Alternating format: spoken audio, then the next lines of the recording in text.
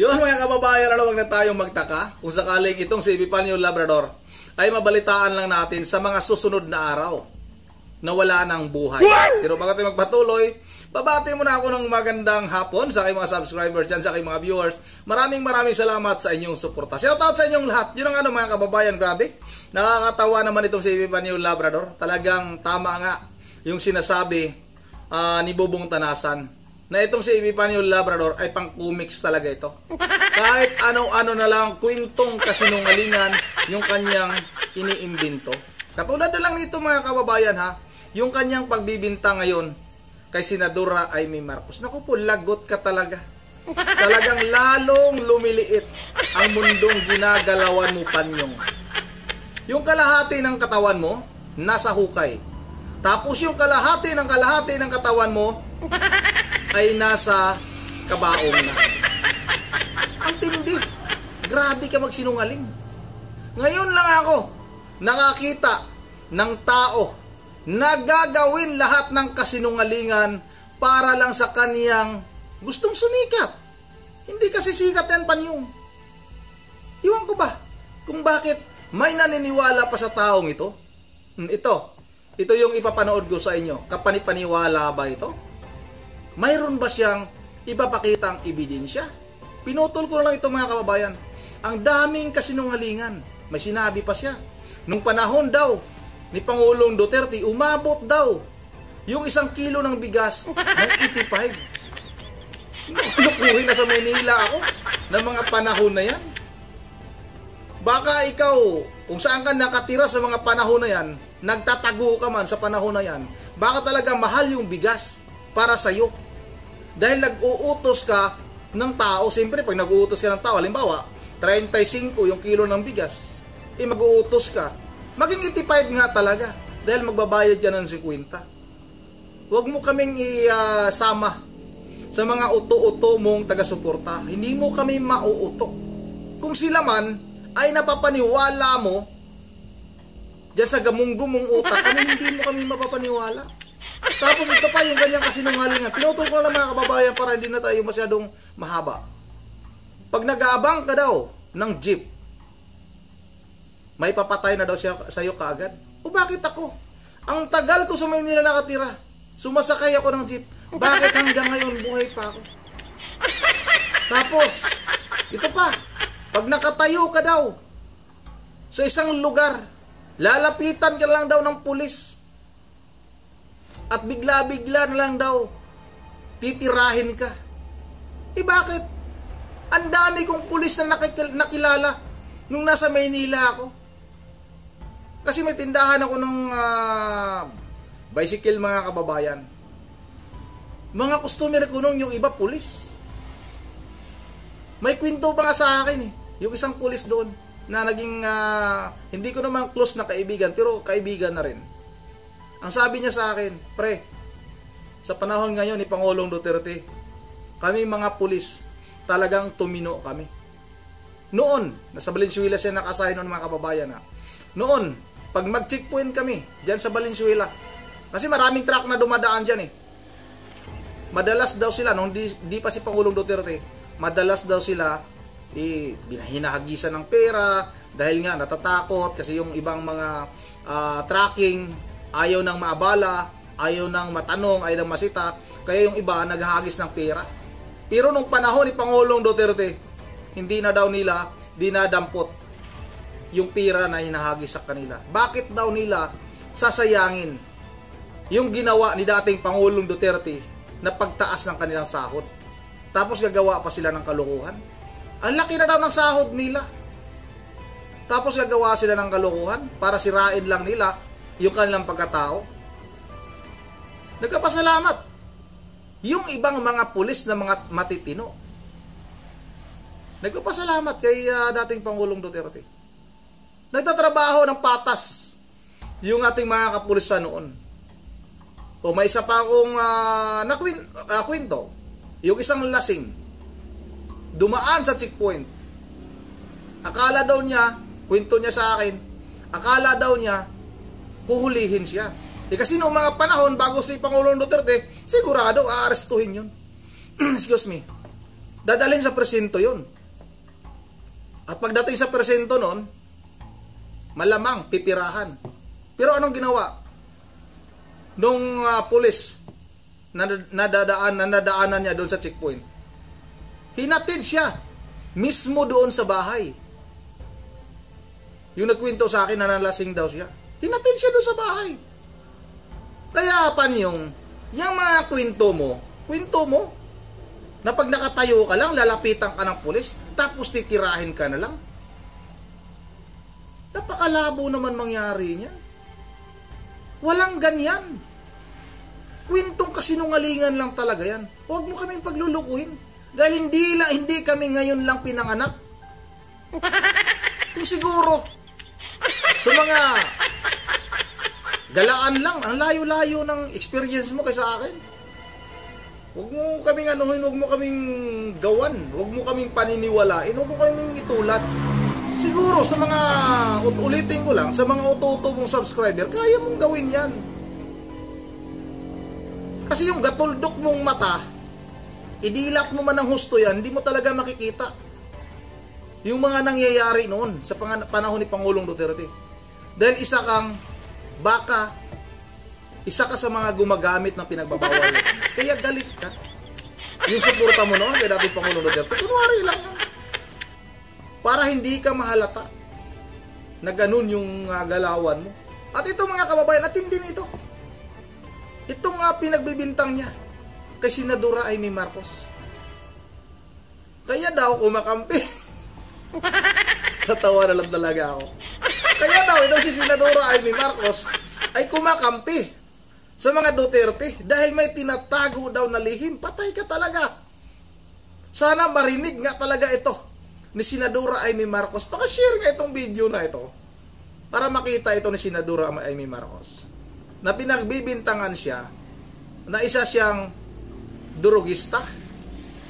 Gumagamit daw itong si Senadora Amy Marcos ng pinagbabawal na gamot na hindi daw makakalayo sa mga Duterte. Ang tindi talaga.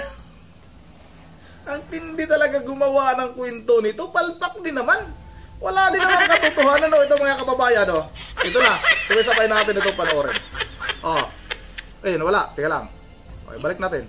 Kampi pala niya sa mga Duterte, malaking kamalian na yun eh. Ayan, sige. Malaking kawalang niya na yun, malaking katraidoran na yun. Mas pinili ni Amy Marcos na kampihan yung mortal na kalaban ng kanya. Pinapakita ko lang sa inyo yung Amerikana ni Epipanio Kulay violet mga kababayan. Nung nakarang araw, kulay maroon, makintab. Kahapon, hindi ko masyadong maintindihan anong kulay nun. Parang yung ginagamit namin yun sa pagtabas ng palay. Ito ngayon, makintab, parang pamburol na to. Nakahanda na talaga itong tao na to mga kababayan. Ito, patuloy natin to.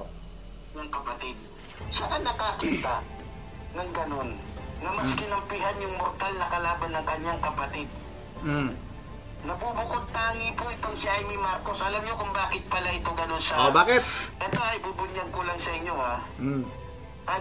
ayoko sana itong dahil... pero ganun pa man, alang-alang sa taong bayan, kaya pala itong si Amy Marcos ay ganun. Sa totoo lang, dahil ito pala yung totoong may kaso sa droga. Yan Kaya lang, malinaw yan Kaya daw pala, kumakampi itong si Senadora Amy Marcos sa mga Duterte, iniban niya lang, may kaso sa droga. Pero ang gusto sana niyang sabihin, baka talaga sumabit siya. Talaga sasabit naman siya nito mga kababayan. Na gumagamit ito ng pinagbabawal na gamot.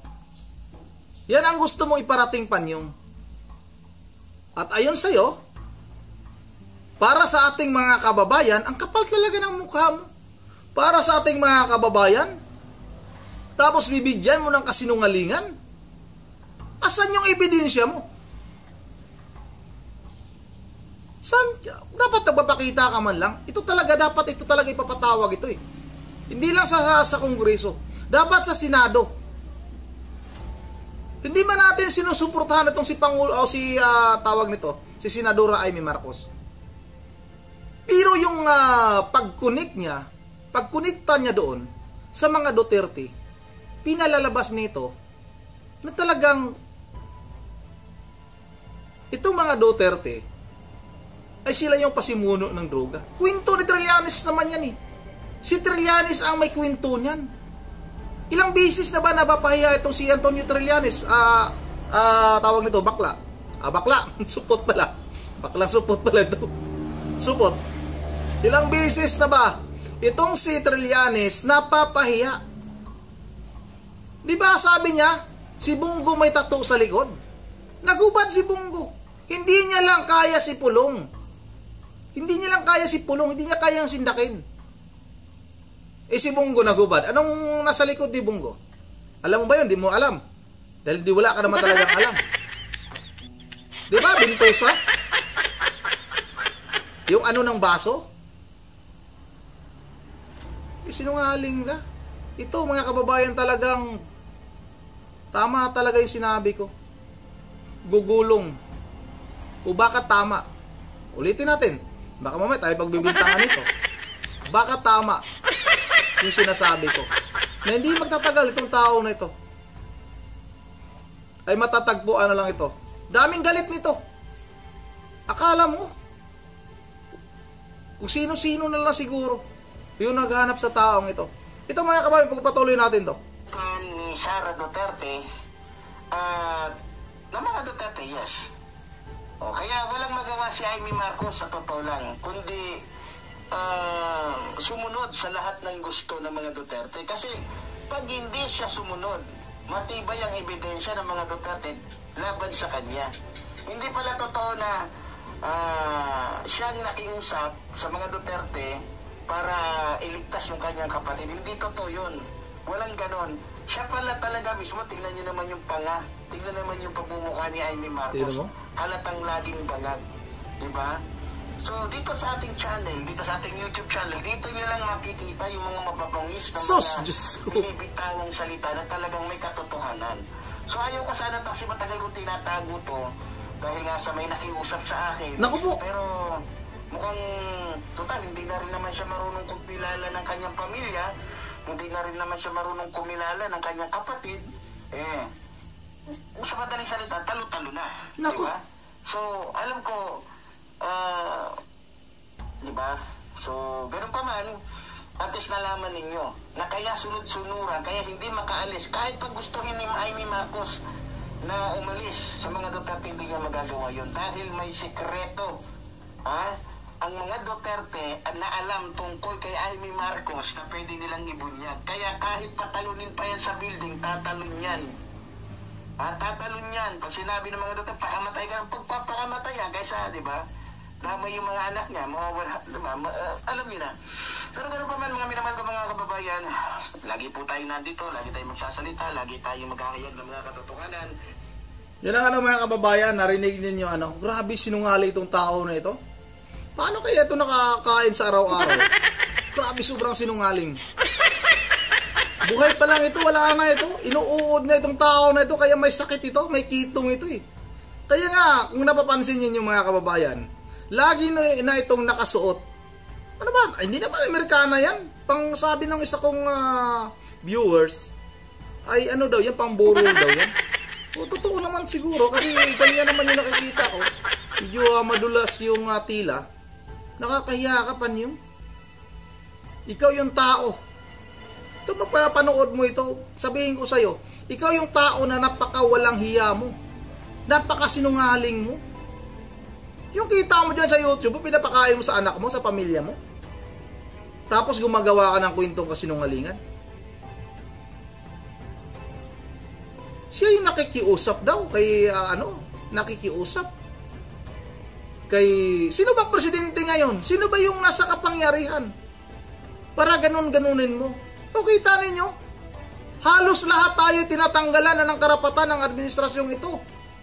Si dating Pangulong Duterte, ipinakulong, pinadala sa dahig. Tapos, ganun, sabihin mo na natatakot kay BP Sara Duterte. Si BP Sara Duterte nga, tinagtad nga nila ng kung ano-anong kasinungalingan, kung ano-anong pagbibintang. Grabe itong taong ito. Kaya nga, wag na tayong magtaka. Wag na tayong magulat. Kung sa mga susunod na araw, matatagpuan na lang ito. Hindi ito magtatagal itong tao na ito. Hindi ito magtatagal. Naniniwala ako, hindi ito ganyang klaseng tao na napakasinungaling at yung ano-anong mga kwentong imbintong kasinungalingan. Wala, mga kababayan. Kaya tama nga yung sabi ng mga kaanib ng Iglesia ni Cristo. Paparusahan ito ng langit. Tingnan nyo, yung kamay niya. Ulit, ipapakita ko dyan. Kung nandyan pa yung screenshot ko. Ilalagay ko dito sa bandang dulo. Ilalagay ko para mapakita ko sa inyo na itong tao na to ay pinarusahan na talaga. Nakarma na talaga ito. May kitong na ito. Sabi ng iba, kurikong daw eh. Pero sa tingin ko, lumala. Dahil nung simulang na ipakita ko yung kanyang kamay, talagang tinaas na yung kanyang video. At lagi nang nakasuot ng mahaba yung manggas. Kunwari, long sleeve. Ano ba yan? Ano ba yan? Amerikana? Hindi talaga bagay sa kanya. Ang lakas ng lahit itong tao na ito. Yun ang ano mga kababayan, hindi ako nagagalit ha. Papaliwanag lang ako. Ay, grabe itong tao na ito. Hanggang dito na lang muna at bago tayo magtatapos, may nagpa-shoutout sa akin dito. Tingnan ko lang yung nagpa-shoutout sa akin dito kahapon. Mayroon akong screenshot dito. Shoutout kay John Hermit TV ha. John Hermit TV, shoutout sa iyo, idol. Shoutout sa mga subscriber mo. At shoutout rin kay Jilo Advincula. Idol, shout out ha. Sagutin mo na yung si Epipanyo. Binira ka na yan. Hinihintay ko na ako yung bibirahin yan eh. Naghihintay lang ako ng talagang magsasawa ka sa akin, Panyo. Talagang mala. Ito, shout out. Mag-shoutout na kay Romel Santiago. Napapansin lang yan lahat na kinalaban niya. Akala mo, akala mo bakit akala mo magaling, bakit hindi siya tumakbo kahit anong posisyon. Tama yan. Itong call kay Mike Abbey. Itong si Mike Abbey, paki-Alimiro din talagang gusto niya ding tirahin itong mga Duterte. Gagawa lang ng kwento, pero ang kinababagsakan ay sisirain. Excuse me. Itong dating Pangulong Duterte at yung mga Duterte, si Vice President Sara Duterte. Ayun naman kay shoutout naman kay Dison Magaluna. Tama gyud sir. Maraming salamat ha. Dison Magaluna. Shoutout na rin kay Buyet Pedroso. Buyet Pedroso, di yan kumilala sa Diyos. Baka talaga. Walang Diyos eh. Kung magsalita parang si Epipanyo din eh. Napakasinungaling din eh. Ang hindi lang sila magkaparehas. Itong si Mike Abbey mukhang disente. Itong si Epipanyo naman mukhang inosente. Yan lang yung magkaiba lang. Kasi mukhang disente itong si mukhang disente itong si Mike Abbey. Kasi nga journalist. Samantalang itong si Epipanyo Labrador mukhang inosente. Dahil nga gumagawa ng kwento, nag-iimbento ng kasinungalingan. Ganyan yung mga inosente, walang alam. Shoutout na rin kay Ruben Ruben Kilan lang. Shoutout na rin kay Perdi Estrella. Shoutout kay Arturo Yuso. Shoutout na rin kay Roland Guerrero, kay GC Lapormina. Shoutout kay Pete Defender. Shoutout. Meron akong basa ditong kumukontra sa akin eh. Gusto ko yung shoutout. Shoutout na rin kay Steven Frigeliana. Shoutout kay Marta Cubrador. Shoutout na rin Nobot Porlito Pugo, Lapid Bong Barrel Rebilla, Manny Lair Pacman. Sino pa yung ayaw niya iboto? At sino pa? Si Tito Soto, Kiko Pangilinan. Huwag na natin iboto yung mga yan. Shoutout na rin kay Abnito Cabanilla. Taktika nila yan sa politika, kaya tayo, maka Duterte, vote straight tayo sa PDP laban. Totoo yan. Totoo talaga yan. Ito naman yung reply ni Arlene Dasa. Correct. Mambubudol naman sila. Totoo yan. Parang si Panyong, mukhang mambubudol.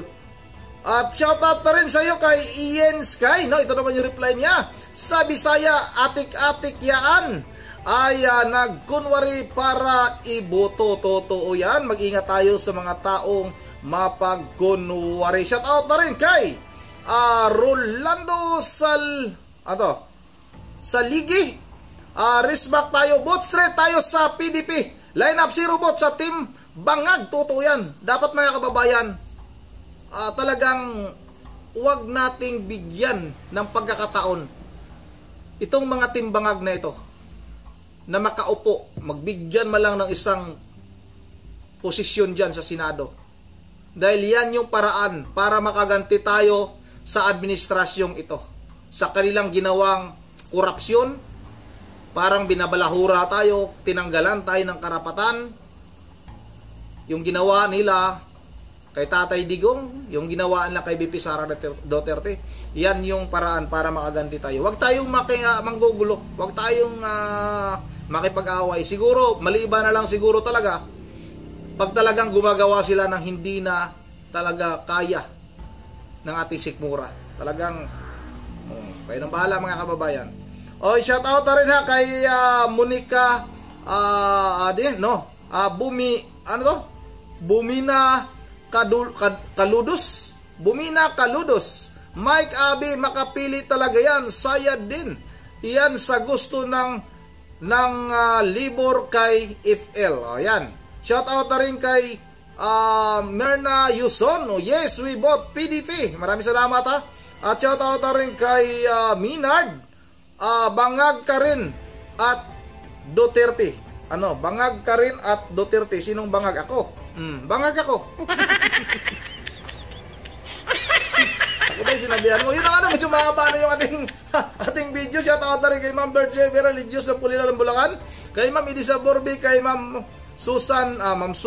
Si Benitsix, si Ma'am Joyce ng Japan. Ma'am Joyce, di ko masyadong ibigay ko na siguro sa iyo, no, yung aking messenger para baka kung sakaling nandyan pa yung message ni message ni Itipanyo, paki-forward dala sa yun ang andito lang muna at once again, this is Ron TV, ingat tayo lahat. God save the Philippines.